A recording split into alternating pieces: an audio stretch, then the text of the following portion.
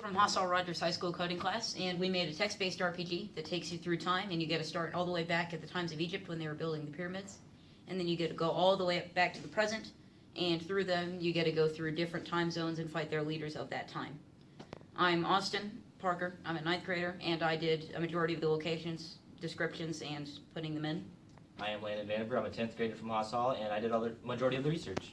My name is Jeffrey Wall, and I helped to put together some of the locations that you will see in the game. And this is Winston. He did a majority of head locations. He doesn't like camera. He's a little bit shy. Here's our code. We did it in CodeHS, and we used the Python language because that was the one that we're most familiar with, and it's the one we wanted to use.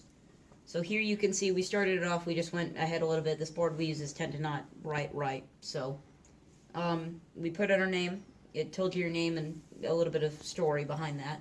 It also tells you your level and everything. And then it tells you where you are. And then you can say you want to move to that location. So we said we want to move to the lab. And then we'll continue to do that. And this is the description of the location. It gives a little bit of story. We go down here. And then here's where we find our first enemy. And okay, so here's where we find our first enemy. And we want to trigger a battle. So we've put fight and then the enemy's name. And then it automatically rolls out the combat. And then we gain some experience for defeating them, and now we're level 2. So then we have higher defense and attack. We can also show off the question mark command, which lists out the things you can do. So there we go. Now we've got all of that. And then if we say we took some damage in that fight, we want to heal, we just type in heal. And then we attempt to heal ourselves and gain a little bit of health.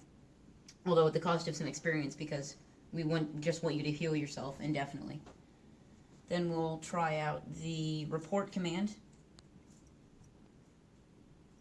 which lists out how your character currently is doing, their experience, their attack, and their level and everything.